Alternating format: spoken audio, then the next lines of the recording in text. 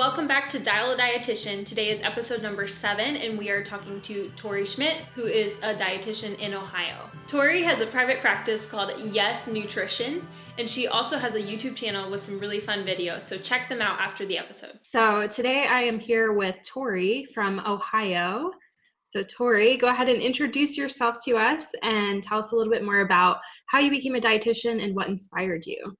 Sure. Well, hi, Amy, and hi, everybody. It's so great to be here with you today. So yes, I'm a registered dietitian nutritionist from Ohio, from the Midwest here, a small town called Fort Recovery, Ohio. And it's where, it's the town around where I was born and raised, and it's great to be here as a practicing dietitian. As you know, I know you asked, how did I become a dietitian? What inspired me? Looking back on my life when I was in that college age, I always had this passion for food. I think I loved food first, and learning about how it impacts the body is just so phenomenal and interesting to me. So anyways, here in Ohio, I have a small private practice, and I also work in nutrition communications as well. I think it's so great to be in the field of nutrition and dietetics to help bring good nutrition information to others. Yeah, I hear a lot of dietitians, it's kind of food that brings us into the field. A lot of times, I think people expect a lot of dietitians to be brought in for like health reasons or things like that, but a lot of us really just have a strong love of food. Yeah. I think it was for me food, but also like I knew that I wanted to be involved in healthcare to a certain extent. So actually, when I first, I went to school at Ohio State, I got my bachelor's and master's there. And when I was first enrolled as a student there, my major was molecular genetics. I, love that hard science and understanding, how your health is based large in part of your DNA and how these epigenetic factors contribute to your health too. And so, yes, like I love that food, but I also loved the health side of that equation. Once I got into some of those classes though, I realized like, hey, I want to be in a profession where I can talk with people more and really help them make those changes that can improve their health outcomes, right? And so I switched to nursing and thinking that this would be the way that I would go. And soon as I started those, or was about to start those classes, I just didn't feel like that was the right fit for me either.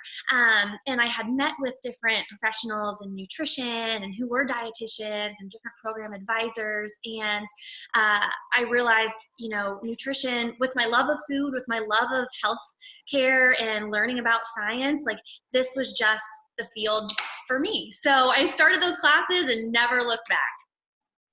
That's wonderful. Yeah, perfect. So since you became a dietitian, what sorts of jobs have you held? I know you're in private practice now. Did you go straight into private practice? I did, yeah. So I became a dietitian in June of 2014, so just a couple of years ago. And shortly after becoming a dietitian, I went to work in creating my business, creating, this overall philosophy. How was I going to approach nutrition with people? How what were my services going to be? What was my brand going to be about? And so for about 8 weeks, I really worked hard on getting all of the foundations laid for a private practice and nutrition communications business. So started that in August of 2014 and have been working hard to hustle and allow it to grow since then. Great.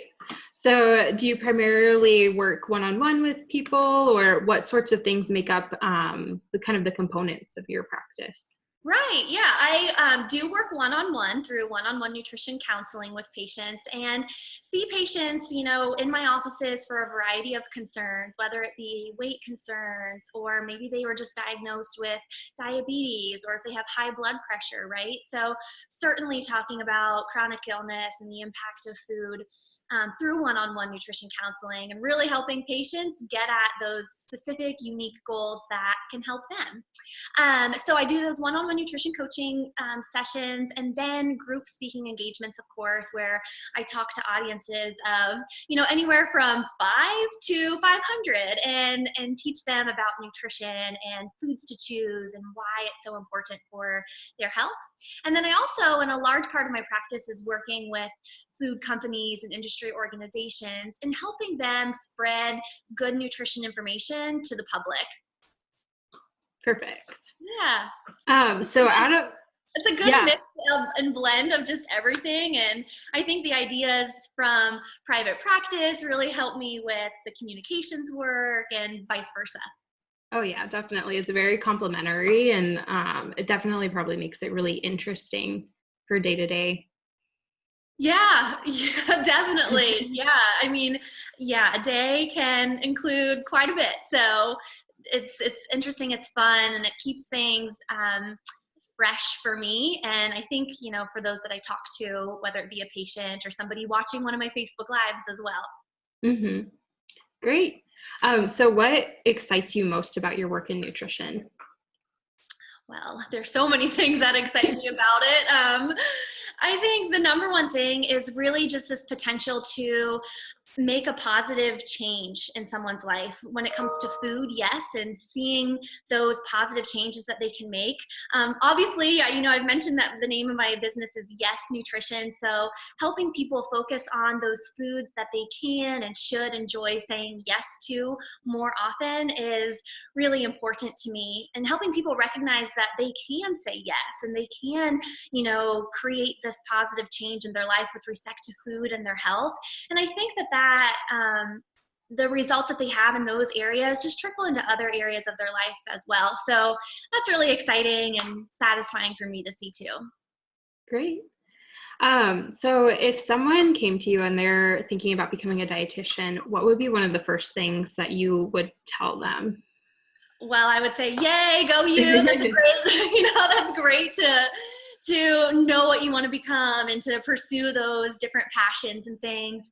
I think I've learned a lot just from talking to people. And, I know in the world of nutrition, dietitians especially, I think the common phrase is like dietitians are so type A and we have to have things, A, B, C, D, and in that order, no other way. But I think what's important is, that we understand these foundations that come through evidence, that come through research, but then to be able to back it up and either, whether you're talking to a patient or to a group, to really understand like where they're coming from and who they are and what they need, would be my number one recommendation, is just to talk to people and understand, for some people, their food choices might be because of their food preferences or food familiarity, and they might be afraid to try new foods deep down, right? And then for other people, it's, out of this habit, or maybe they're influenced largely by their family members or their lack of time, right? So talking with people and understanding their unique concerns, I think, has been the most valuable lesson for me. Yeah, really good advice. I know that was something I even noticed in my own, kind of when I was going through the internship, because you get inundated with so much information when you're, in college, and then being able to apply it and kind of take a step back and individualize advice for specific patients or clients. That's just really good advice. Yeah, absolutely. Everybody's so unique. And I think if we, group people into certain categories and give the same advice to all those categories, then we miss the picture of knowing who that person is and what their struggles are and how they feel after, being diagnosed with diabetes or a food allergy, and the things that they're going through as part of that. I think it's important for practitioners to recognize and understand. Definitely. Great. So would you go ahead and tell us a little bit more about where we can connect with you, where we can find you on social media, and then any other projects or things that we should be looking out for? Sure, yeah. So you can find me online at yesnutritionllc.com. And I am on Facebook, which is at Yes Nutrition LLC, and then Twitter and Instagram at Tori Schmitt RDN. This year in 2018, I was so excited. I'm starting a new video series over on YouTube. And so I'll send you the link for that too, and you can include it in the description for this interview. But my channel on YouTube is going to feature healthy ideas, delicious recipes, and easy quick tips that people can use in their own kitchens. So, and in their own office or wherever it is that they're eating. And I'm really excited about it because I think that the more that dietitians can get out there, get out to the public and spread good quality, fresh and fun nutrition messages, the better the world will be, right? So I'm excited about that. Yes, definitely. And you guys should definitely, I'll leave all those descriptions down below, and definitely check out her YouTube channel. Her videos are really, really beautiful and have really good information. Thank you. Thank you so much. Great. Well, thank you, Tori, so much for talking with us today, and we will see you guys next week. Thank you. Next week on Dial a Dietitian. PEDS creates its own challenges because every appointment you've got 2 or 3 people. You've got the child who's the patient as well as their parent or parents. So you have to take 2 different angles and approaches every time you assess a